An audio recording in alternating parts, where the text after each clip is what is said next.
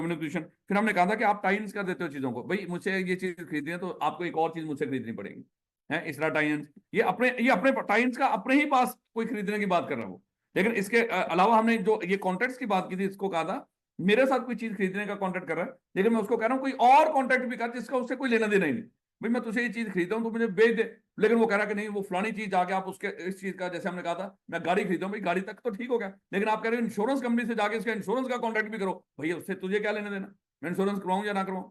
तो आप उसको मजीद कोई ऑब्लिगेशन वो करने की वो जिम्मेदारी डाल रहे हो कि मजीद कोई ऑब्लिगेशन भी वो कॉन्ट्रैक्ट करो उसके लिए भी। फिर हमने कहा था कि आप क्या कर रहे हो, एक सप्लायर दो लोगों को सप्लाई करता है माल, एक बंदे को कोई कंडीशन कुछ और पे, दूसरे को कुछ और पे, तो हो सकता है इन लोगों का आपस में कंपटीशन खराब कर दे, किसी को पर्सनल कंपेटिटिव डिसएडवांटेज में पहुंचा दे और किसी को कंपेटिटिव एडवांटेज दे दे। फिर हमने डिस्कस किया था कि प्रीडेटरी प्राइसिंग फिक्स कर सकता है समटाइम। प्रीडेटरी प्राइसिंग क्या था बोला कि जब कोई नया एंटर हो रहा हो मार्केट के अंदर, ये अपने हो सकता है प्राइसेस को कम कर दे। जब ये प्राइसेस कम कर रहा होगा, नया बंदा बेचारा प्राइसेस कम करने की पोजीशन में नहीं होगा, अल्टीमेटली जब वो लॉस में चल रहा होगा तो क्या कर देगा, मार्केट से आउट हो जाएगा। फिर हमने कहा था कि बाइकआउट कर दे, वैसे एक्सक्लूड कर दे कि हम फलाने बंदे से खरीदेंगे नहीं अगर ये खरीदार अकेला है, या फलाने बंदे को बेचेंगे नहीं अगर ये बेचने वाला अकेला है, या वैसे ही वो क्या कर दे, रिफ्यूज टू डील कर दे, मैंने किसी से कोई करना ही नहीं डील। फिर मैं सोचे ये हमने आज पढ़ने थे प्रोहिबिटेड एग्रीमेंट्स। तो प्रोहिबिटेड एग्रीमेंट याद करने का हम डिस्कस करने जा रहे थे कि यहाँ पे एक से ज्यादा लोग बैठे होंगे, यहाँ पे एक प्लेयर नहीं है बल्कि एक से ज्यादा प्लेयर हैं, लेकिन ये एक से ज्यादा प्लेयर आपस में क्या कर लेते हैं, एक एग्रीमेंट कर लेते हैं, एक एग्रीमेंट कर लेते हैं। एग्रीमेंट कैसा करते हैं, जिससे कंपटीशन खराब होता है। लेकिन सर वो कैसा एग्रीमेंट होगा जिससे कंपटीशन खराब हो रहा होगा, वो कौन से एग्रीमेंट्स हैं जो मना है, जिनसे कंपटीशन खराब हो रहा होगा। अब हम एग्रीमेंट पढ़ने जा रहे हैं, ये वही बातें होंगी जो अकेला बंदा कर रहा था, वही काम अगर मिलकर करें तो ये क्या होगा, ये प्रोहिबिटेड एग्रीमेंट्स होंगे। यानी कि प्रोहिबिटेड एग्रीमेंट से एट द एंड कंपटीशन खराब हो रहा है, लोग आपस में कंपटीशन खत्म कर रहे हैं। कंपटीशन कैसे, यानी कि कैसे कंपटीशन को खराब कर रहे होंगे उसको देख लेते हैं। कहता है कि prohibited agreements, no undertaking or association of undertaking, ना कोई कारोबार ना ही कई कारोबार मिलकर shall enter into any agreement in the case of an association of undertaking shall make a decision in respect of the production supply, यानी कि वो कोई ऐसा आपस में मिलकर कोई फैसला नहीं करेंगे, एग्रीमेंट नहीं करेंगे जिस किससे रिलेटेड वो फैसला नहीं करेंगे, in respect of production supply distribution acquisition और कंट्रोल ऑफ गुड्स और द प्रोविजन ऑफ सर्विसेज, यानी कि चीजें सप्लाई करने के लिहाज से या कोई चीजें बनाने के लिहाज से कोई भी इस तरह का एग्रीमेंट नहीं करेंगे आपस में, या डिस्ट्रीब्यूट करने के लिहाज से, सप्लाई प्रोडक्शन करने के लिहाज से। द ऑब्जेक्ट और इफेक्ट ऑफ, जिसका मकसद क्या हो या उसका अल्टीमेटली इफेक्ट क्या निकले इस एग्रीमेंट का, जो ये प्रोडक्शन सप्लाई या डिस्ट्रीब्यूशन से रिलेटेड करने जा रहे हैं, उसका इफेक्ट क्या निकले, preventing restricting reducing competition with in the relevant market. Relevant market पीछे हमने बोला था जिसको सीसीबी, कंपटीशन कमीशन पाकिस्तान बोल रहा हूँ, रेलिवेंट मार्केट उसको हम रेलिवेंट मार्केट बोलते हैं। तो किसी रेलिवेंट मार्केट में बैठे हुए एक से ज्यादा प्लेयर अगर आपस में मिलकर कुछ ऐसे एग्रीमेंट कर रहे हो प्रोडक्शन डिस्ट्रीब्यूशन सप्लाई और सेल वगैरह से रिलेटेड, जिससे मार्केट में कंपटीशन क्या हो रहा हो, प्रिवेंट हो रहा हो, रिस्ट्रिक्ट हो रहा हो, रिड्यूस हो रहा हो, तो ऐसे एग्रीमेंट क्या है, वो प्रोहिबिटेड है unless exempted in accordance with the provision of the act. हाँ अगर कहीं एक्ट खुद कह दे कि ये एग्रीमेंट कर लो, कोई मसला नहीं। जस्ट एग्जांपल, कुछ इदारे बेचारे डूबने जा रहे होते वैसे वो इंडस्ट्री तबाह होने जा रही होती है, तो वहां पे उस इंडस्ट्री के सर्वाइवल के लिए बात का इनको अलाउ कर दिया जाता है, ठीक है आप मिनिमम प्राइसेस तय कर लो, ताकि आप लोग ये ना हो कि वैसे ही बंद हो जाओ, तबाह हो जाओ। इससे बेहतर है कि आप एग्रीमेंट कर लो कि इससे नीचे आपने नहीं बेचना, आप लोगों को इजाजत है। तो इस तरह समटाइम वो क्या कर देता है, किसी को एग्जेम्पशन भी दे देता है सर्वाइवल के लिए। एंड जैसे यहाँ पे एसीसी की मार्केट डूबी थी, है इतना बच्चा था, आपकी सोच है एसीसी में एकदम से एक साल ज्यादा होता है, 6 महीने में खत्म। अब वो कॉलेजेस बेचारे रुल गए, टीचर कहीं उनकी सैलरियां पेंडिंग, कहीं कुछ नहीं मिल रहा, टीचर छोड़ छोड़ के चले गए, कहीं जॉब शुरू कर दी, फलाना कुछ सीए में कन्वर्ट हो गए। तो वहां पे जाहिर बात है कि अब वो वहां पे इंडस्ट्री उसको बचाने के लिए अगर कुछ आपस में तय कर लेते फीस, वहां पे फिर खींचातानी शुरू हुई, कमाल का कंपटीशन शुरू हुआ था आपस में, कि जो थोड़े से रह गए उसी से कॉलेज चलाने की कोशिश कर रहे थे बच्चे। और हर कॉलेज की यही कोशिश थी जो थोड़े से मार्केट में हैं बच्चे वो मेरे पास आए, और कम से कम फीस फलाना फलाना इस तरह की सहूलतें उन बच्चों को जो रह गए थे, है तो इस तरह का मामला। तो वहां पे अगर चाहते तो ये आपस में एक तय कर लेते, तो इस तरह की सिचुएशन में इनको अलाउ होता है, क्योंकि यहाँ पे इंडस्ट्री खत्म हो रही थी। खैर such agreements include but are not limited, वो कौन से एग्रीमेंट है जो प्रोहिबिटेड है जिनसे कंपटीशन खराब हो रहा होता है। कहता है कि फिक्सिंग द परचेज और सेलिंग प्राइस, यानी कि आपस में एग्रीमेंट करके परचेज या सेलिंग प्राइस फिक्स कर लो, or imposing any other restrictive trading condition when with regard to the sale और डिस्ट्रीब्यूशन ऑफ एनी गुड्स और प्रोविजन, या उससे ये सेम वही है जो पहले हमने क्या किया था यहाँ पे वो क्या कर रहा है, फिक्स कर रहा है परचेज और सेल प्राइस, और साथ वो फिक्स क्या कर रहे हैं कि डिस्ट्रीब्यूशन ऑफ एनी गुड्स और प्रोविजन ऑफ एनी सर्विस, कि हम क्या करेंगे, इसकी डिस्ट्रीब्यूशन फलाने इलाके में करेंगे नहीं, या हम क्या करेंगे, हम जो परचेज प्राइस, जब हम देखो हम ही तो हैं जो इस मटेरियल को खरीदते हैं फलाने फलाने लोगों से, हम आपस में मिलकर तय कर लेते हैं हम इतने का खरीदेंगे, नहीं तो कोई भी नहीं खरीदेगा उनसे। अब जारी बात है, बेचारा इनका डिस्ट्रीब्यूटर वो डुल जाएंगे जो इनके सप्लायर हैं, ये लोग आपस में तय कर लेंगे कि हमने इनसे खरीदना ही इस रेट पे है, हमारे अलावा ये बेचेंगे कहाँ पे। तो ये एक से ज्यादा प्लेयर बैठे होंगे आपस में मिलकर एग्रीमेंट कर रहे हैं इस तरह के। किस तरह के एग्रीमेंट, परचेज प्राइस को फिक्स कर रहे हैं, इससे ऊपर कोई नहीं खरीदेगा उससे मटेरियल, और या वो क्या कर रहे हैं, सेल प्राइस फिक्स कर रहे हैं। आगे जो हम बेचेंगे, देखो ये लोग ये सारे बैठे होंगे, ये वो प्लेयर हैं, इनके कारोबार है, इनके कारोबार है, ये सारे आपस में इनका, देखो ये कारोबार जो चला रहे हैं, इनका कोई सप्लायर भी होंगे, इनके सप्लायर भी होंगे और इनके बायर भी, ये आपस में एग्रीमेंट करके तय कर लेते हैं, सप्लायर से इस रेट से ज्यादा हमने खरीदनी को नहीं, और बायर को इस रेट से कम हमने बेचनी को नहीं। तो इस तरह के जो एग्रीमेंट आपस में कर रहे होंगे, ये क्या है, प्रोहिबिटेड एग्रीमेंट्स, याद रखोगे। या फलाने इलाके में कोई चीज प्रोड्यूस सप्लाई करेंगे, फलाने इलाके में डिस्ट्रीब्यूशन नहीं करेंगे। डिवाइडिंग और sharing of market for the goods और सर्विसेज, वेदर, अब देखो ये सारे बैठे हुए थे यहाँ पे पाकिस्तान में, मान लो ये सारे हैं, ये आपस में कंपटीशन कर रहे थे, लोगों को फायदा हो रहा था, इन्होंने क्या कर लिया, आपस में इलाके बांट लिए। वो कह रहे तू पंजाब में रह, मैं सिंध में रहता हूँ, तू केपी के में, मैं मान लो कि बलोचिस्तान में, हम अपने अपने सूबों में चीज बना के बेचते हैं, तो जितना मर्जी बेचेंगे, एक दूसरे के आएंगे नहीं टेरिटरी के अंदर। तो ये भी आपस में क्या कर रहे हैं, कंपटीशन खत्म कर रहे हैं, यानी कि मैं तेरे सूबे में आऊंगा, आप आपस में इलाके बांट लिए कुत्तों की तरह है। अब इलाके बांट के वो क्या कर रहे हैं, वहां पे महंगी चीजें बेचें जो मर्जी, क्योंकि दूसरी चीज तो मिली नहीं उस इलाके में। बात समझ आ रही है कि नहीं। तो इस तरह करके इन्होंने क्या कर लिया, डिवाइड कर लिया या शेयर कर लिया मार्केट, तो फॉर द गुड्स और सर्विसेज, वेदर बाय टेरिटरी, ये टेरिटरी के लिहाज से, इलाकों के लिहाज से भी हो सकता है, बाय वॉल्यूम ऑफ सेल्स और परचेज भी हो सकता है, कि आप अपनी जो भी चीजें बनाओगे उसका 30% से ज्यादा फलाने इलाके में नहीं सेल करोगे, मैं अपना 30% से ज्यादा उस इलाके में मैं नहीं सेल करूंगा, तो 20% से ज्यादा सेल नहीं करोगे, इसलिए क्या कर लेते हैं, उसके वॉल्यूम ऑफ सेल जो है उसको लिमिट कर देते हैं वहां पे उस इलाके में, आपस में एग्रीमेंट करके। सारी बात है, चीजों की वो तंगी होगी, जब किल्लत पैदा होगी फिर प्राइसेस बढ़ेंगे। बाय टाइप ऑफ गुड्स, या टाइप ऑफ गुड्स के लिहाज से भी इलाके बांटे जा सकते हैं, कि फलाने इलाके में मैं ये चीज बेचूंगा, आप अपनी वो फलानी चीज नहीं बेचोगे। इस इलाके में जैसे मान लो जैसे पेप्सी कोक ही है, ये आपस में इलाके बांट रहे हैं, क्या इस इलाके में सिर्फ अपने लेज और स्नैक्स वगैरह बेचूंगा, है मैं बोतलें नहीं बेचूंगा, फलाने इलाके में है तू अपनी इस तरह की चीजें नहीं बेचेगा, वहां पे मैं अपनी बोतलें बेचूंगा। तो इस तरह अपने जो टाइप्स ऑफ प्रोडक्ट हैं उस लिहाज से लाके वोट कर लो, जैसे गाड़ियों वाले करते हैं लग्जरी चीजें, कंपनियां कहती हैं हम लग्जरी चीजें पाकिस्तान में नहीं लेकर जाएंगे, हैं, यानी कि लग्जरी गाड़ियां पाकिस्तान में लेकर जाएंगे, हम लेकर आएंगे गरीबों वाली गाड़ियां, ये ऐसा डाले लाएंगे। तो लग्जरी हमने एक आधे को दे दी कि आप लोग लग्जरी गाड़ियां करना, हम लोग वहां पे दूसरी करेंगे, लेकिन फलाने इलाके में हम लग्जरी लेकर जाएंगे, वहां पे आप लोग दूसरी लेकर नहीं आएंगे।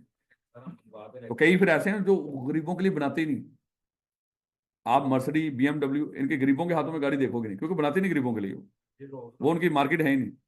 वही ना, ये फोर्ड हो गया, चलो फोर्ड तो फिर भी है, हाँ वही तो मैं कह रहा हूँ। तो ये लोग गरीबों के लिए गाड़ी बनाते ही नहीं, कहते गोली मारो, ये हमारे है ही नहीं, हमारे लेवल की नहीं है। हाँ 70 जाहिर बात है, इस इलाके में तो ये हाल है, खुश हो जाए।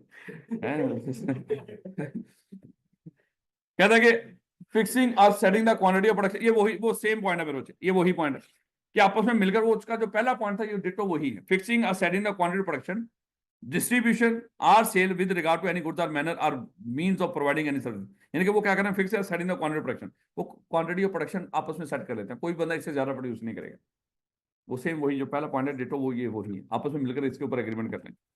या लिमिटिंग टेक्निकल डेवलपमेंट, आपस में तय कर लेते हैं हम में से कोई भी एडवांस टेक्नोलॉजी अडॉप्ट नहीं करेगा, सारे ही पुराने तरीके से चलेंगे, क्योंकि अगर कोई एक आधा एडवांस टेक्नोलॉजी अडॉप्ट कर लेगा, वो नई जिद्दत के साथ चीजें बनाएगा, हो सकता है वो चीजें ज्यादा लोगों को अपील करें और वो सस्ती भी हो, कहता है रौला ही मुकाओ, साढ़े तो ही खरीदनी है ना, हम लोग सारी पुरानी टेक्नोलॉजी पर ही चलेंगे, कोई जिद्दत लेकर नहीं आएगा चीजों में, याद रखोगे। सर इसी तरह ही चलेंगे जिस तरह हम जब चाह रहे हैं, कोई अब दुनिया कहाँ की कहीं पहुंच गई, हमारे देखो इवन देन हमारा किसान देखो बेचारा, जो बाहर से, देखो किसान की इतनी पसली नहीं कि बाहर से चीजें इंपोर्ट करें, इंपोर्ट तो किसी ने करनी, आगे बेचारा किसान यहाँ पे इतनी हिम्मत कर लेता है, कोई कर करा के कहीं यहाँ पे मशीनरी खरीद लेता है, लेकिन मसला इंपोर्ट करने वालों ने भी पूरा तैयार कर रखा है कि हमने बाहर से किसानों के लिए कुछ नहीं इंपोर्ट करना, इसमें लेकर ही नहीं आना कुछ भी इस तरह का मामला। खैर, कहता है कि लिमिटिंग टेक्निकल डेवलपमेंट और investment with regard to the production distribution और सेल ऑफ एनी गुड्स और प्रोविजन ऑफ द सर्विसेज, यानी कि आप क्या कर देते हैं, आपस में एग्रीमेंट कर लेते हैं कि हमने ये जो चीज फलानी डेवलप करते हैं, इसकी जो टेक्निकल डेवलपमेंट है उसको हमने लिमिट रखना है, यानी कि इसको बहुत ज्यादा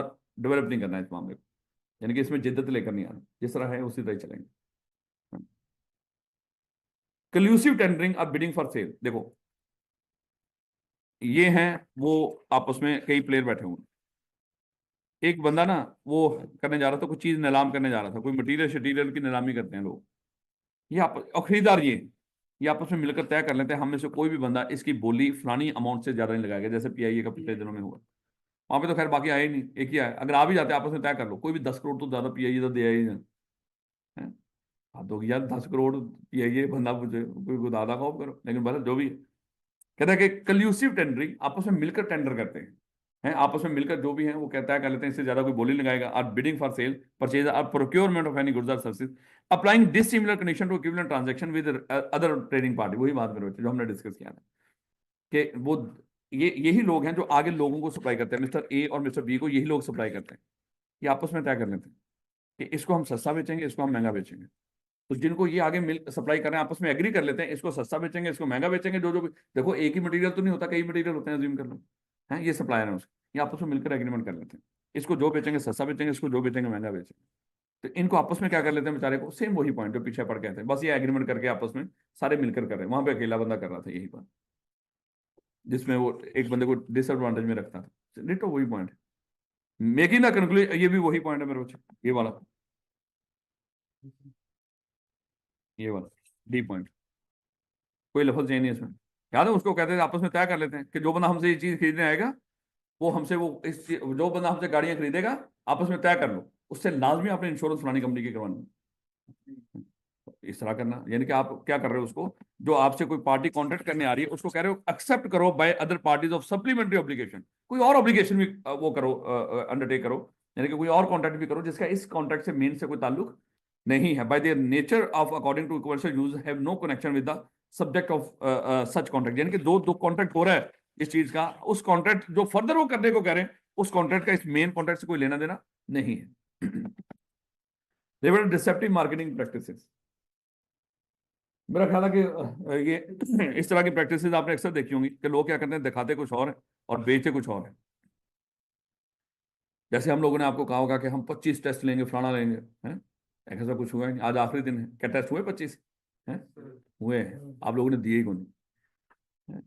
अभी भी हो रहे हैं, आखिरी दिन तक हो रहे हैं, लेकिन हमने दिए ही नहीं। तो आज वो शेयर कर दिए जाएंगे आपके ग्रुप के अंदर। अब अगले टेस्ट आपने खुद वो करने हैं और सोल्यूशन भी शेयर कर दिए जाएंगे आज, और उसके क्वेश्चन भी आपने उसको देखना है। हर चैप्टर को तैयार करने के बाद क्वेश्चन और सोल्यूशन देखने हैं उसके।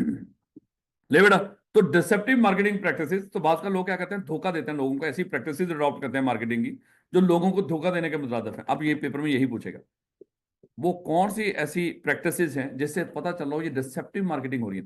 देखो ये डोमिनेंट पोजीशन वाली बात नहीं कर रहे, वो प्रैक्टिसेस जिससे डोमिनेंट पोजीशन का पता चल रहा हो, या वो एग्रीमेंट जो प्रोहिबिटेड है, ये डिसेप्टिव मार्केटिंग की बात हो रही है।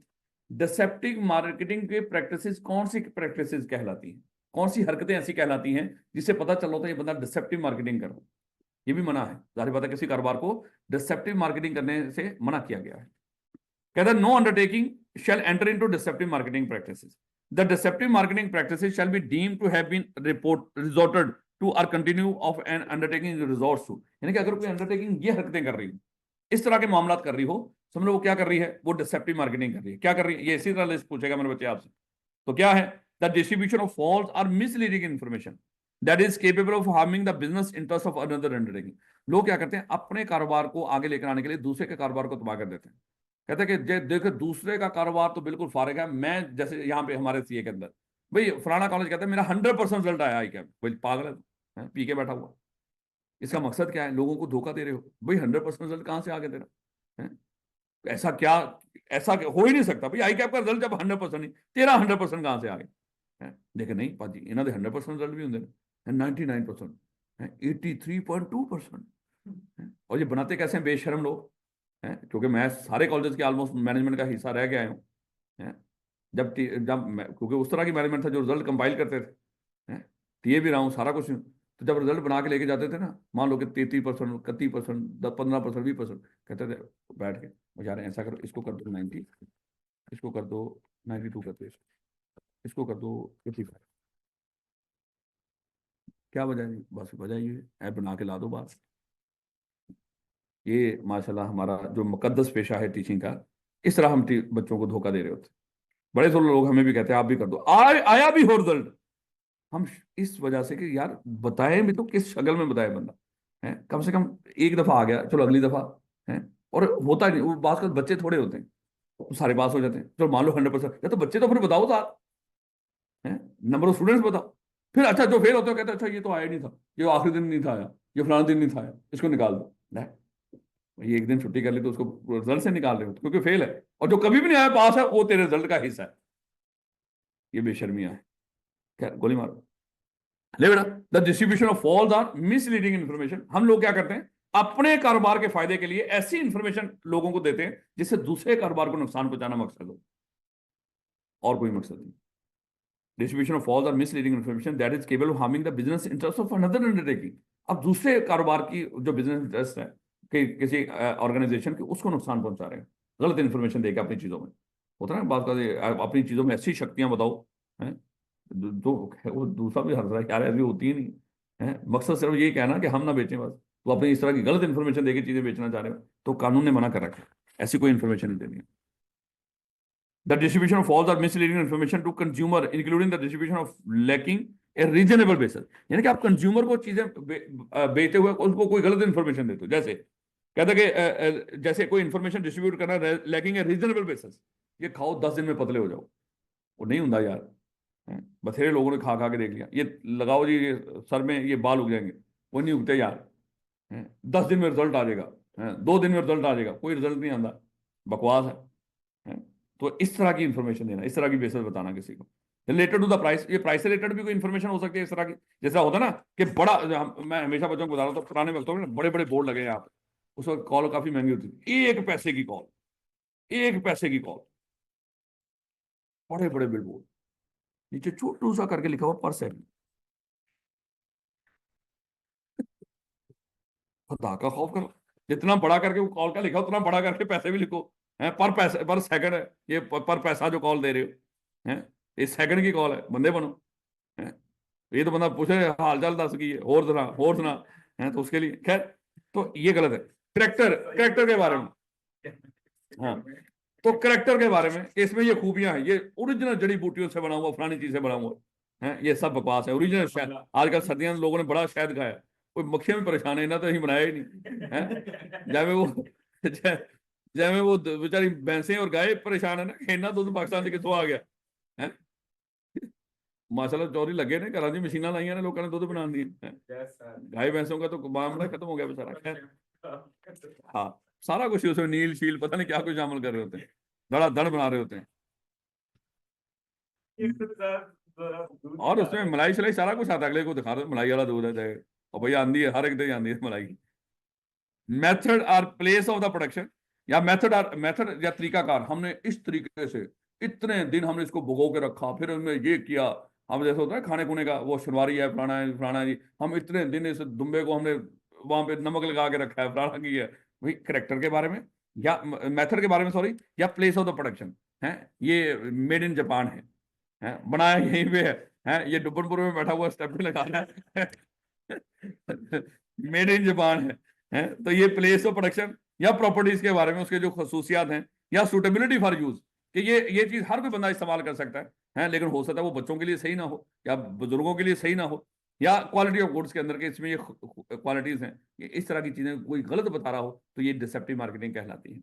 फॉल्स और misleading comparison goods in the process of advertise, जब आप अपनी चीजें एडवर्टाइज कर रहे हो, आप क्या करते हो, दूसरी चीजों को, अपने कंपेटिटर की चीजों को बिला वजह साथ दिखाते हो, देखें ये महंगा पाउडर है और ये घटिया भी है हमारा पाउडर यार। अच्छा, वो बेचारे वो जो एरियल शेयरिंग वाले देख रहे हैं यार, साडा की कसूर है, महंगा भी है घटिया भी है, तो अपना बेच लो है। और फिर ये इसी वजह से इनके ऊपर पाबंदी लगी है।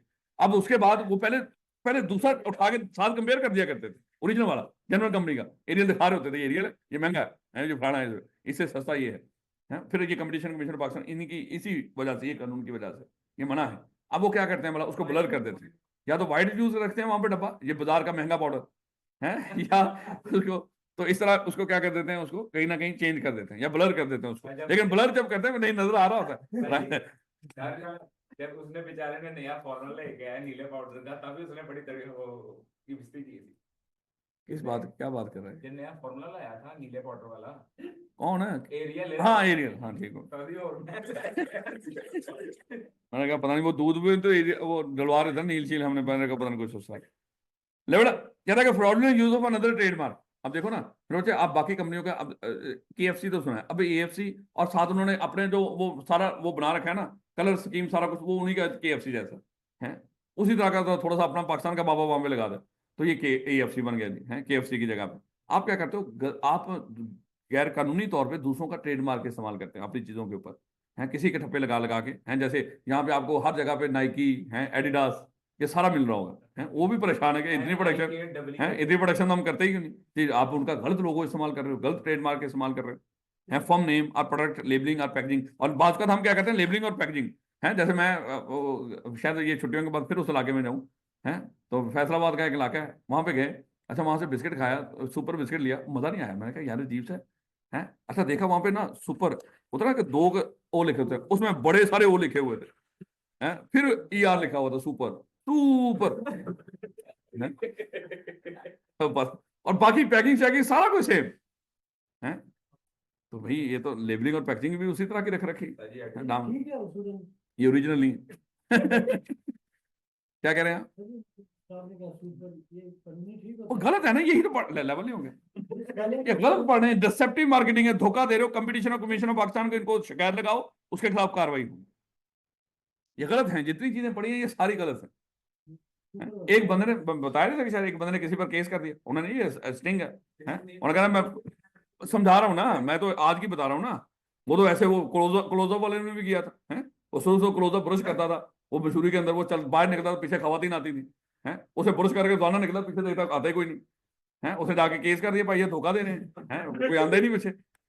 और ये मोस्टली लोग जीतते भी हैं, फिर लारी बात है जब है ही नहीं उसमें, आप करो ना यहाँ पे, तो लहदा बात है यहाँ पे जो भी हाल है आप करो इनके ऊपर केस, जो ये स्टिंग बिजली पाँव मार के जमीन पे बिजली पैदा कर देते हैं, पियो स्टिंग जितनी मर्जी पियो, बिजली तो घर दी ना चल के दिखा के आंधी बजाय। तो ये सारे खैर वापस आओ वापस आओ, क्या कह रहे हो? ओ यार जो मर्जी मिल जाए, गोली मारो की मिलना है तुम, कर दो ना फिर, जाओ करो। चलिए सर, मैं कह रहा था ये छोड़ो केस। हाँ मैं बन जाऊंगा वकील थोड़ा। अजी मैं अंदर नहीं करना।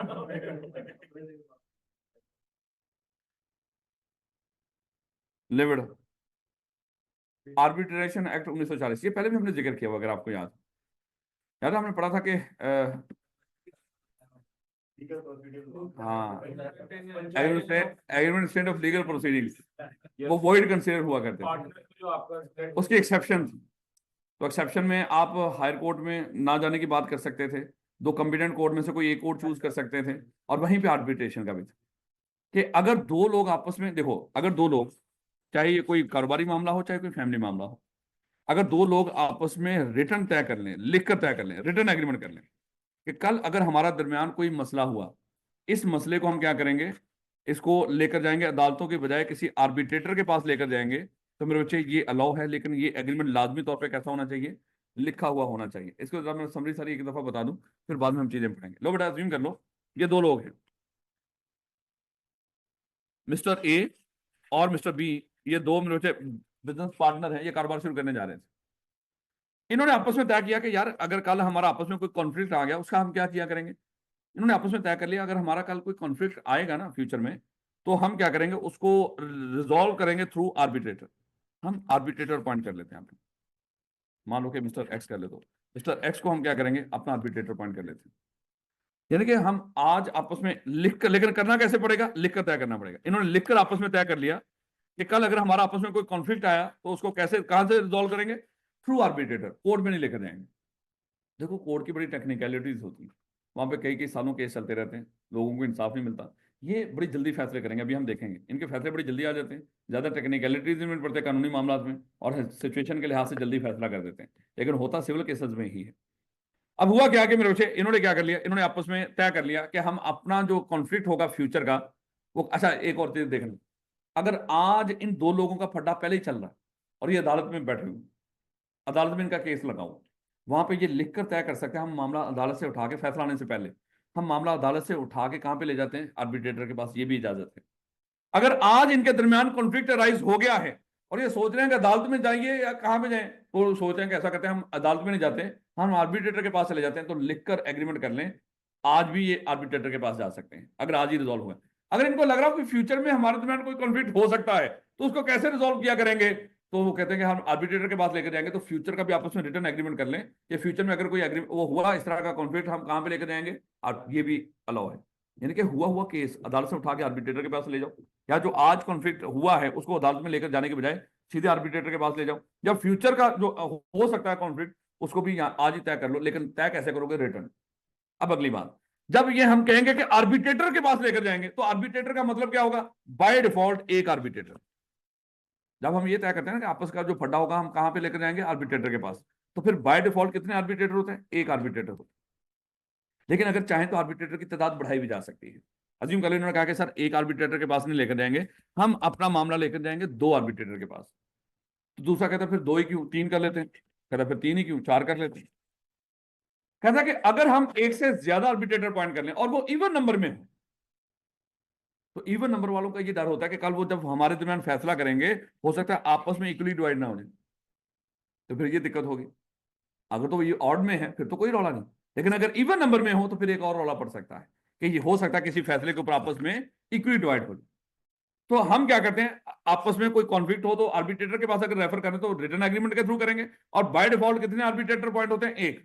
लेकिन अगर आप चाहो तो एक से ज्यादा आर्बिट्रेटर भी पॉइंट कर सकते हो। अगर एक से ज्यादा आर्बिट्रेटर पॉइंट करो और वो इवन नंबर में चले जाए, तो फिर मेरे बच्चे इन आर्बिट्रेटर्स ने अपना आर्बिट्रेटर पॉइंट करना होता है, उसको कहते हैं अंपायर। फिर ये किसको पॉइंट करते हैं, अपना आर्बिट्रेटर। ये अंपायर आर्बिट्रेटर्स का आर्बिट्रेटर होता है, याद रखोगे।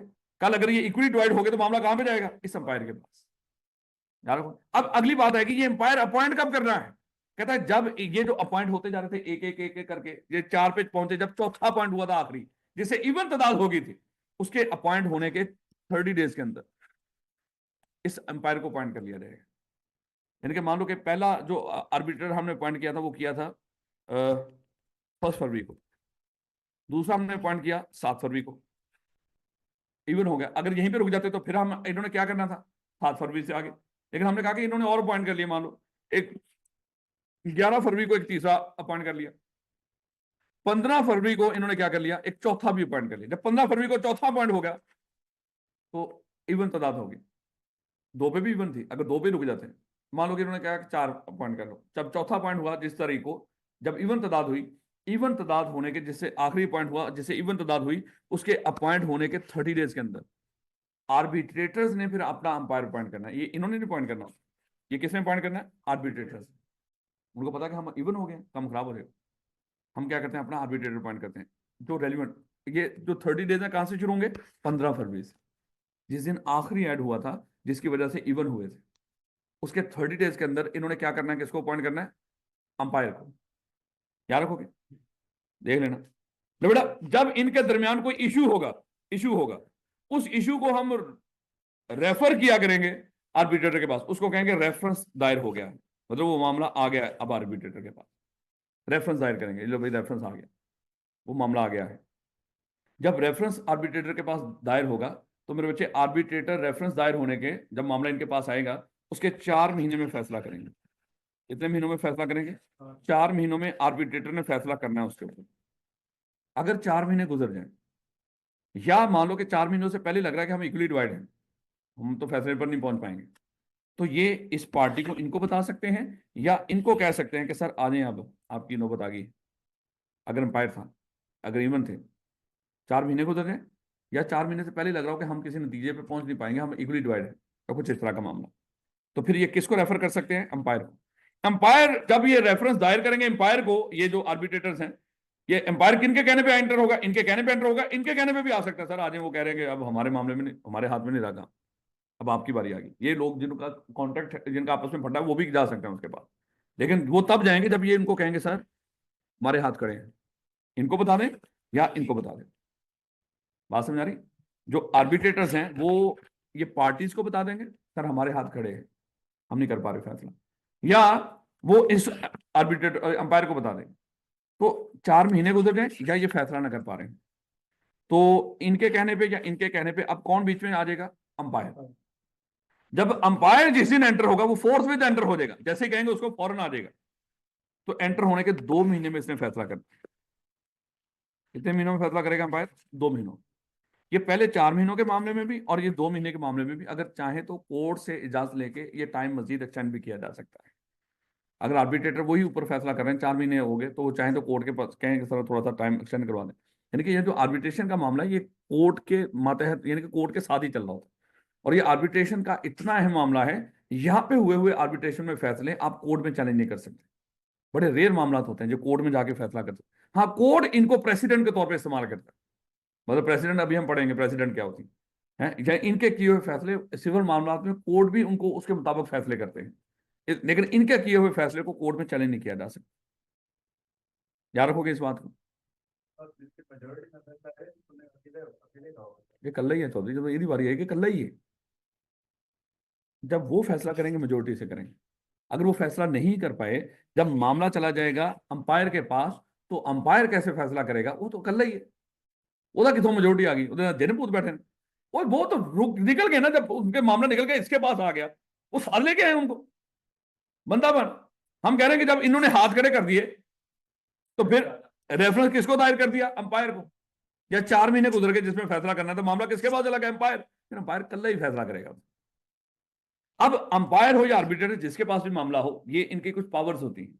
ये जिस बंदे को चाहे इनमें से बुला सकते हैं, इधर आप इंफॉर्मेशन दे, डॉक्यूमेंट्स लेकर आप, और इनसे हल्फ भी ले सकते हैं, ओथ।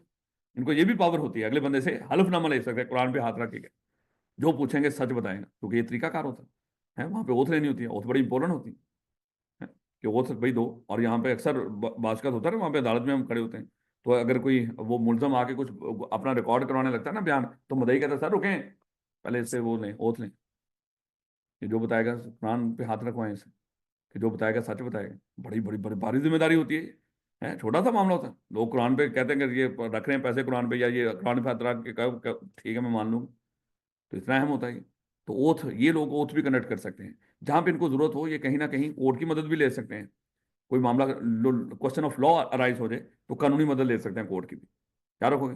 तो ये मेरे बच्चे ओवरऑल सारे का सारा है आर्बिट्रेशन। अब इसको रीड कर लेते हैं।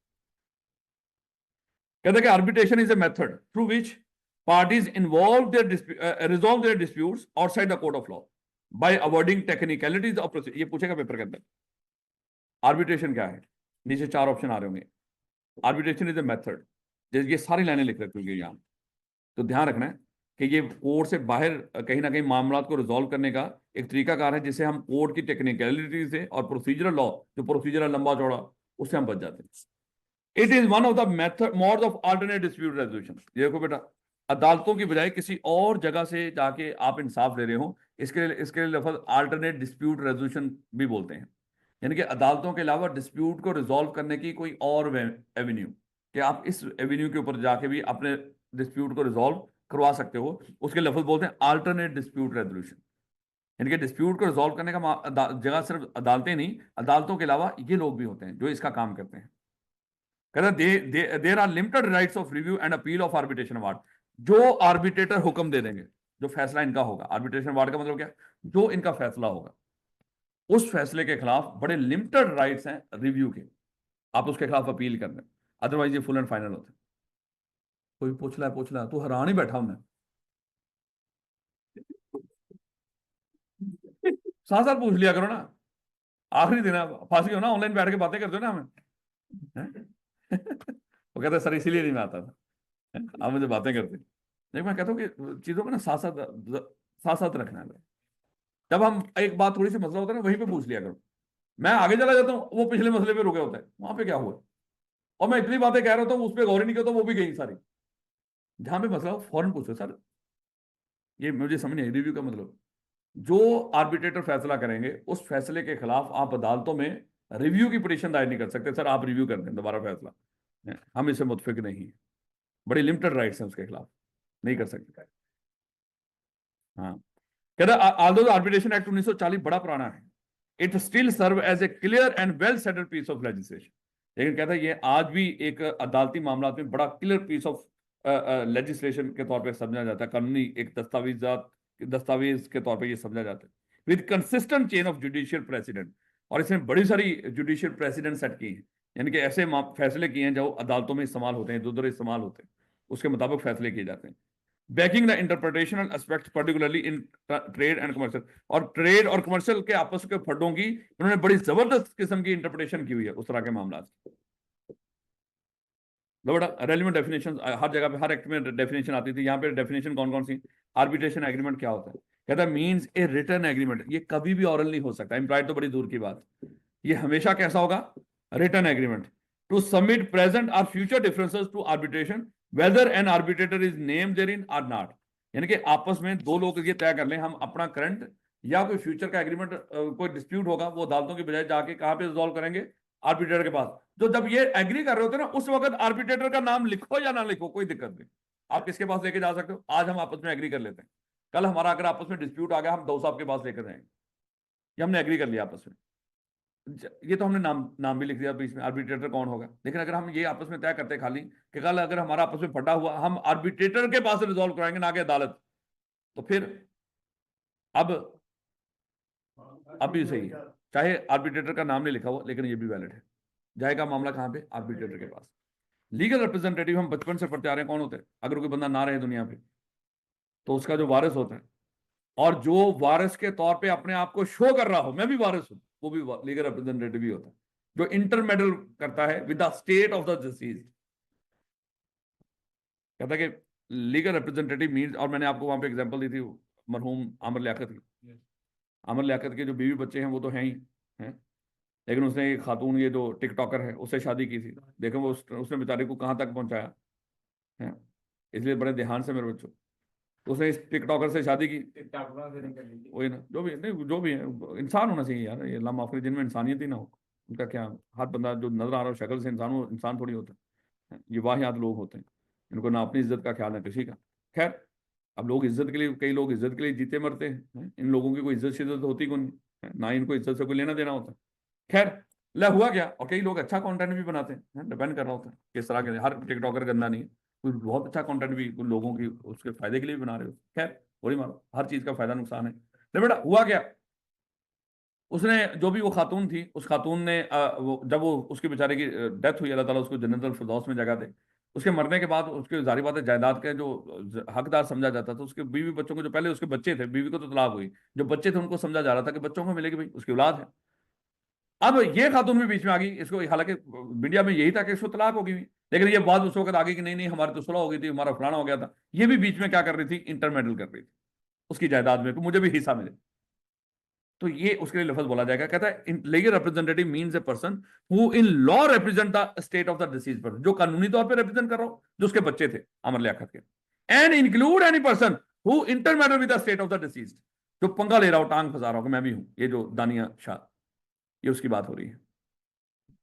दानिया ही थी ना वो। And where party acts in representative character, या इनका कोई आगे रिप्रेजेंटेटिव हो, the person on whom the state devolves on the death of the person, यानी कि जिन लोगों को जायदाद जाती है या उनका आगे रिप्रेजेंटेटिव, वो उनको हम क्या बोलते हैं? Legal representative. रेफरेंस का मतलब यहां पे क्या होगा? मींस रेफरेंस टू आर्बिट्रेशन, यानी कि जब हम कोई मामला उनके फैसले के लिए सबमिट करवा देंगे, उसके लिए लफ्ज बोलते हैं रेफरेंस दायर हो गया। Note, an umpire is the third party appointed by the arbitrator to settle differences between the arbitrator. अब ध्यान रखना, अंपायर एक थर्ड पार्टी होता है। देखो, ये वो लोग हैं जिनका फड्डा हो सकता है, ये वो लोग हैं जो हमने क्या किए हैं? अंपायर अपॉइंट किए, ओ सॉरी, आर्बिट्रेटर अपॉइंट किए। अब ये क्या करते हैं? एक अंपायर अपॉइंट कर लेते हैं, क्योंकि क्या हो गया? इवन हो गया। An umpire is a third party, ये जो इसको डिफाइन कर रहा है, ये अंपायर थर्ड पार्टी होता है अपॉइंटेड बाय द आर्बिट्रेटर। इसको अपॉइंट कौन करता है? आर्बिट्रेटर अपॉइंट करते हैं। यानी कि जो पार्टीज होती हैं वो नहीं करती, arbitrator. To settle differences between arbitrator, ये जो आर्बिट्रेटर में अगर डिफरेंस आ जाए, वो इक्वली डिवाइड हो जाए, ये उनके दरमियान डिफरेंस को सेटल करता है। याद रखो। नहीं देखो, ऊना तो क्या होता है, लेवल नहीं हो गया यार, पता नहीं पी के बैठे हूँ यार, तो मेरा ख्याल है कि मैंने क्लास में जुल्म ही कर देता है। वो जो arbitrator settle difference between the arbitrator, तो आर्बिट्रेटर के दरमियान जो डिफरेंस अराइज होता है उसको सेटल करता है। बेटा, provisions are employed in arbitration agreement, ये प्रोविजंस हैं जो पूछी जाएंगे पेपर में आपसे कि आर्बिट्रेशन रिलेटेड प्रोविजंस बताओ। And arbitration agreement unless a different intention is expressed in therein shall be deemed to be include the following provision, यानी कि अगर कुछ और लिख लो तो कुछ और, अदरवाइज ये प्रोविजन बाय डिफॉल्ट होती है आर्बिट्रेशन एग्रीमेंट के अंदर। कौन कौन सी? Unless otherwise expressly provided the reference shall be to a sole arbitrator. यानी कि आपस में अगर कोई फड्डा हुआ, जो मामला राइज होगा, वो बाय डिफॉल्ट कितने आर्बिट्रेटर के पास जाएगा? एक के पास। लेकिन अगर अनलेस अदरवाइज एक्सप्रेसली प्रोवाइडेड, लेकिन अगर आप लिख लो शुरू में ही कि 2 होंगे, 4 होंगे, 3 होंगे, तो फिर उतने लोगों के पास। अगर आपने एक से ज्यादा एक्सप्रेस कर लिए, ये इसमें कर लिया आपने एक से ज्यादा एक्सप्रेस, तो अगर वो इवन नंबर हो गए, if the reference is to even number of arbitrator, the arbitrator shall appoint an umpire not later than 1 month from the latest date of their respective appointment. यानी कि जब वो अपॉइंट होते जा रहे थे, जब आखिरी अपॉइंट हुआ और जिसके अपॉइंट होने से इवन तादाद हुई, उसके 30 डेज के अंदर हमने क्या करना है? उन्होंने आर्बिट्रेटर ने अंपायर अपॉइंट करना है। अल्फाज देखो, ये 1 month कहां से शुरू होगा? फ्रॉम द लेटेस्ट डेट, जो ताजा तरीन तारीख थी, जिस दिन हमने आखिरी बंदा अपॉइंट किया था, जिससे तादाद क्या हुई थी? इवन हुई थी, उसके 1 month। एक आया, अभी मैंने वो सारी तरीकें बताई थी मेरे बच्चे, यहाँ सारा कुछ बताया। ये 1 फरवरी, 2 फरवरी, 11 फरवरी, 15 फरवरी, 15 फरवरी को चौथा आया। ये लेटेस्ट तारीख है जिससे इवन हुए। अगर 2 भी रुक जाते तो 7 तारीख लेटेस्ट होगी इसके तीसरे। अगर 3 होते तो फिर वो हमने 15 को किया होता तीसरा, तो फिर जरूरत ही नहीं। बच गया ना, मैंने तो थोड़ी हम दसना ही। The arbitrator shall make their award. ये कब फैसला करेंगे? अपना अवार्ड का मतलब क्या है? फैसला करना। The arbitrator shall make their award with in 4 months after entering on the reference. यानी कि जब उनके पास रेफरेंस दायर होगा, मामला जाएगा, मामले में एंटर होने के कितने दिनों में फैसला कर देंगे? 4 महीने। और after having been called upon to act by notice in writing. या तो मेरे बच्चे जब वो एंटर होंगे, या कहते हैं कि जब भी आप उनको बुलाएंगे लिख करके, सर आ जाए, हमारा फटा हुआ है, इसको रिजॉल्व कर दें, तो जब वो आपके बुलाने पर आएंगे या वैसे एंटर होंगे, जब भी उनको पता चल जाएगा रिजॉल्व है तो ठीक, आ जाए।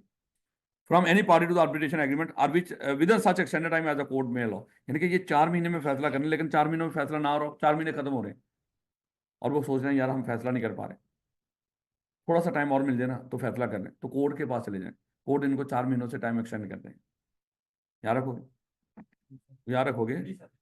If the arbitrators have allowed their time to expire, ये 4 महीने गुजर गए बगैर फैसला किए, इन्होंने फैसला नहीं किया, 4 महीने गुजर गए, टाइम एक्सटेंड नहीं करवाया, तब या have delivered to any party to the arbitration agreement, वो जिनका मसला था ना, उनको कह दिया उन्होंने, सर हमसे फैसला नहीं हो पा रहा। दूसरा पॉइंट।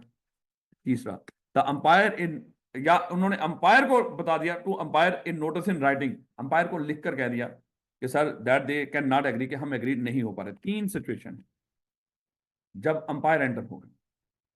4 महीने गुजर जाए, पहला टाइम एक्सपायर हो गया विदाउट फैसला, और टाइम कितना था? 4 महीने। दूसरा, या वो उन पार्टीज को कह देते हैं सर हम नहीं कर पा रहे फैसला। तीसरा, या अंपायर को लिखकर कह देंगे सर आ जाए, आपकी नौबत आ गई है। The umpire shall forthwith enter on the reference in the lieu of the arbitrator. In lieu का मतलब होता है की जगह पे, तो आर्बिट्रेटर की जगह पे फौरन से कौन एंटर हो जाएगा? अंपायर। और जब अंपायर एंटर होगा तो फिर the umpire shall make his award within 2 months of entering on the reference. अब within such extended time, अगर ये भी 2 महीनों में फैसला ना कर पा रहा हो, इसको थोड़ा सा और टाइम चाहिए, तो किससे टाइम लेगा? कोर्ट से। The parties to the reference and all person claiming under them shall, ये क्लेमिंग अंडर का मतलब वो जो इंटरमेंटल कर रहे थे, रेफरेंस वाली पार्टी, और वो जो अगर मर गए हैं तो उनके जो भी दावेदार हैं, shall subject to the provision of any law for the time being in force, ये कानूनी वर्डिंग होती है, इनको रहने दो, submit to be examined by the arbitrator और अंपायर एन ओथ और affirmation in relation to the matters in difference and shall. यानी कि सबसे पहले तो वो क्या करेंगे? ओथ जमा करवाएंगे या अफर्मेशन जमा करवाएंगे कि सर आप जो हमसे इंफॉर्मेशन मांगेंगे हम सब बताएंगे, सही से बताएंगे। या तो ओथ जमा करवा दें या वो अफर्मेशन जमा करवा दें, यानी कि आप हाँ दे दें उनको कि हम जो कहेंगे हम मानेंगे आपकी बात। Subject as forced produce before the arbitrator और अंपायर ऑल बुक्स, कि हम आपको हलफ देते हैं, हम आपको पूरी यकीन दहानी दिलाते हैं कि आप जो किताबें, deeds, paper, accounts, writing documents with in their possession, जो हमारे पास हैं, और पावर जो हमारी पावर में जहां से हासिल कर सकते हैं, which may be required for called, यानी कि जब जब आप इस तरह के डॉक्यूमेंट, जो भी कुछ आपको चाहिए होगा ना इन्फॉर्मेशन, हम आपको प्रोवाइड करेंगे। जैसे पार्टनर का आपस में फंडा है, तो सर जो मांगेंगे हम प्रोवाइड करेंगे आप ड्यूरिंग द प्रोसीडिंग, यानी कि जब आप हमारे ये केस सुन रहे होंगे तो जो आप मांगेंगे ड्यूरिंग द प्रोसीडिंग, तो हम आपको प्रोवाइड करेंगे। कौन मांगेगा? आर्बिट्रेटर या अंपायर, उनकी जिम्मेदारी होगी किन लोगों की, वो जिनका रेफरेंस है या उनके जो लीगल रिप्रेजेंटेटिव होंगे, उनकी जिम्मेदारी होगी कि जो ये चीजें मांग रहे हो वो ओथ जमा करवाएंगे या अफर्मेशन देंगे। ओथ मतलब हलफ दे दिया वैसे ही, या अफर्मेशन के साथ बताएंगे, जो बताएंगे, जो पूछेंगे आप बताएंगे हमारा। The award shall be final, जो ये फैसला करेंगे वो क्या होगा, फाइनल होगा। And shall be binding on the parties and person claiming under them respectively. तो जो पार्टीज हैं जिनके लिए ये फैसला किया है फिर उनके ऊपर ये बाइंडिंग होगा, तो या उनके आगे जो लीगल रिप्रेजेंटेटिव हैं उनके लिए बाइंडिंग होगा। The cost of the reference and award shall be in description of the arbitrator, यानी कि ये जो कॉस्ट होगी इसका, जो कि किसने कितना अमाउंट किसने क्या पे करनी है वो कौन डिसाइड करेगा। अब जाहिर बात है उनका ये नहीं, ये बिल्कुल इसमें अल्लाहवासी हो रहा हो, इसमें खर्चा खुर्चा भी होता है, और ये खर्चा किसने पे करना है, ये पार्टीज ने पे करना है, अदालत में तो उनका खर्चा होना था। The cost of the reference and award, जो रेफरेंस की कॉस्ट है जो उसमें खर्चा, और अवार्ड अगर वो अवार्ड कहता है कि अच्छा इसको इतना पे कर दो, इसको इतना पे कर दो, फैसला भी तो करना है ना इन्होंने, तो भाई इसको ये चीजें डिलीवर कर दो, आप इसकी पेमेंट कर दो, इस तरह का फैसला भी तो देंगे वो। कहते the cost of the reference, जो उसका खर्चा होगा जो सारी कार्रवाई का, and award shall be in description of the umpire, arbitrator or umpire, यानी कि अगर मामला आर्बिट्रेटर ने फैसला किया तो आर्बिट्रेटर डिसाइड करेंगे रेफरेंस की कॉस्ट कितनी होगी और फैसला कैसे करना है, फैसला कौन किसको कितना पे करेगा, क्योंकि सिविल मामला होते हैं, सिविल मामला मोस्टली पैसे का लेन देन करके दफा दफा किए जाते हैं। And by whom and in what manner such costs or part thereof shall be paid, and may tax or settle the amount of cost to be paid or any part thereof, and may award cost to be paid as between legal practitioner and client, यानी कि उस cost को कितना उन्होंने पे करना है, और फिर वो कितना जो बीच में बात का लीगल प्रैक्टिशनर वगैरह भी इस्तेमाल किए जा रहे होंगे, किसी की मदद भी ली जा रही होगी, तो उनको कितना पे करना है वो सारा क्या कौन डिसाइड करेगा, वो आर्बिट्रेटर डिसाइड करेंगे, या एम्पायर के पास मामला था तो एम्पायर डिसाइड करेगा। Lord, agreements that arbitrator be appointed by third party. The parties to an agreement may agree that any reference under the agreement shall be an arbitrator or arbitrator to be appointed by a person designated in the agreement, either by name or as the holder of the time being for any office of appointment. अब देखो कहता दो लोगों ने आपस में तय कर लिया,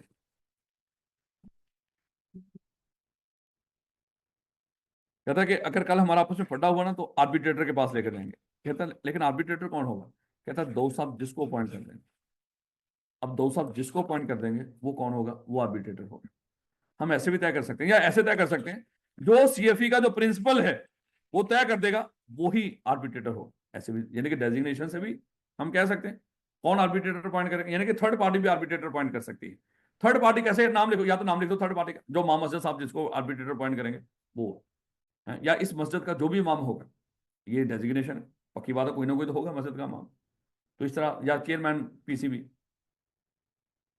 या मान लो कि वजीर आज़म पाकिस्तान, वो जिसको आर्बिट्रेटर अपॉइंट करेगा वो, तो इस तरह डेजिग्नेशन भी लिख सकते हो, या क्या कर सकते हो नाम भी लिख सकते हो कि वो जो जिसको अपॉइंट करेगा वो हमारा आर्बिट्रेटर होगा, ऐसे भी पॉइंट हो सकते हैं।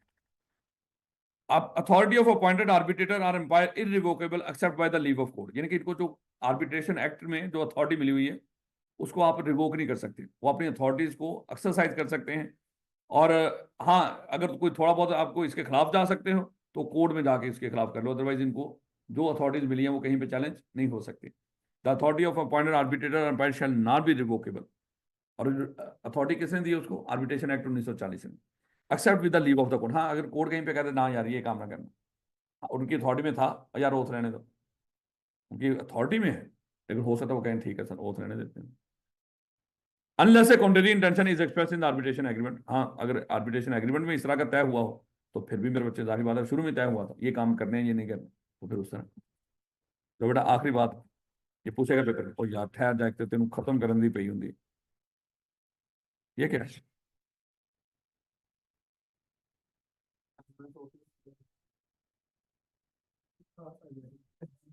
आवाज से बंद करते हो ना जी बेचारे, आवाज बंद करने भी होंगी, आवाज कट कर दे रहे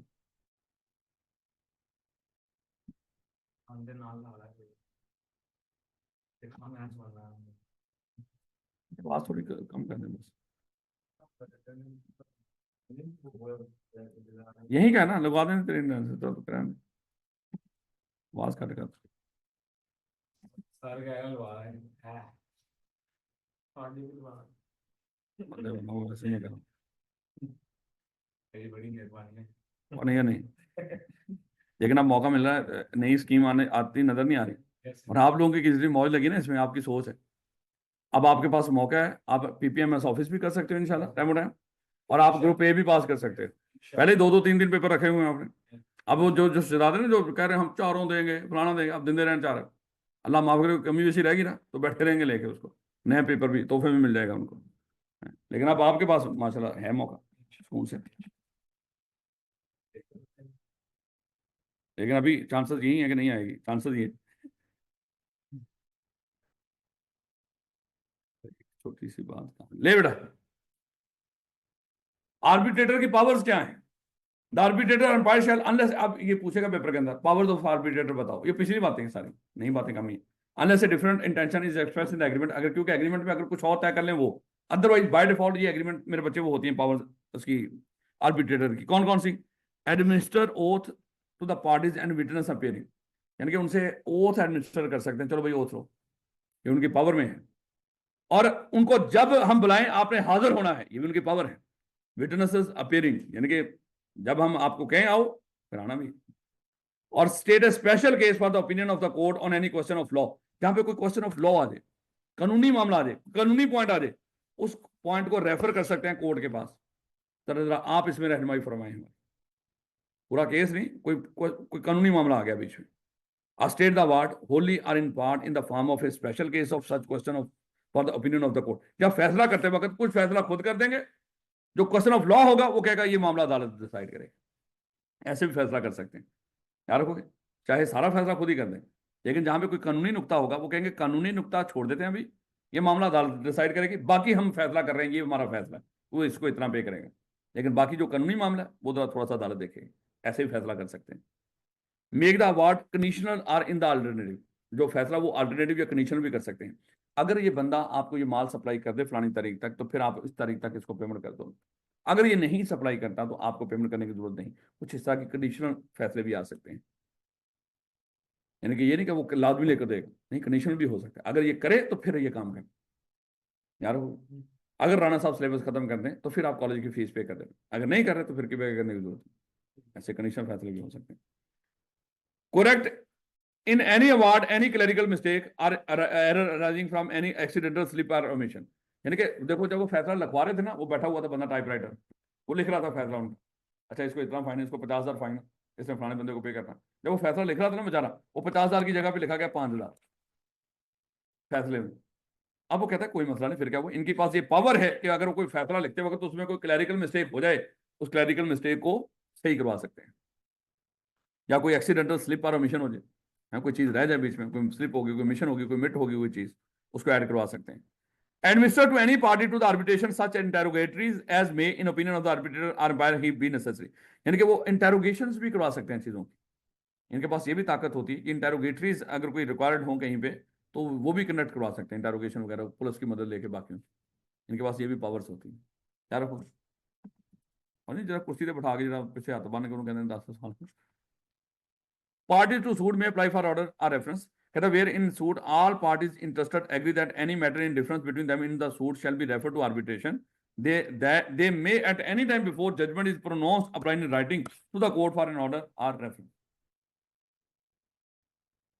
कहता कि दो लोग हैं, इनका मामला कोर्ट में पेंडिंग है, कोर्ट में चल रहा है, कोर्ट की तौहीन भी नहीं करनी, उसका तरीका क्या है। कहता कि अगर ये दोनों आपस में सोच रहे हैं ये सर बहुत टाइम लग रहा है, ऐसा करते हैं यहाँ ये मामला कोर्ट से उठा के कहाँ पे ले जाते हैं, आर्बिट्रेटर के पास, आर्बिट्रेटर के पास ले जाते हैं। कहता है इन्होंने फिर क्या करना है, they may at any time before judgement is pronounce, जब तक जज साहब ने फैसला नहीं दिया उससे पहले ये इन राइटिंग कोर्ट को अप्लाई करेंगे, सर आप ना फैसला सुनाएं, अगर आपको मुनासिब लगे हम ये आर्बिट्रेटर के पास लेके जाना चाह रहे हैं, तो फैसले से पहले पहले आप इन राइटिंग कोर्ट को अप्लाई कर सकते हो, वहां पे पड़ा हुआ केस कहाँ पे उठा के लेके आ सकते हो, आर्बिट्रेटर के पास, लेकिन तरीके से। ये ना हो कि अगले दिन जज साहब वहां पे बैठे हो, वो कहें चलो जी अगले केस वालों को आवाज दो, बाहर आवाज लगा रहा हो ए वर्सेस बी, वो हर दफा ऐसे ही होता था, वो कहते हैं क्यों नहीं आ रहा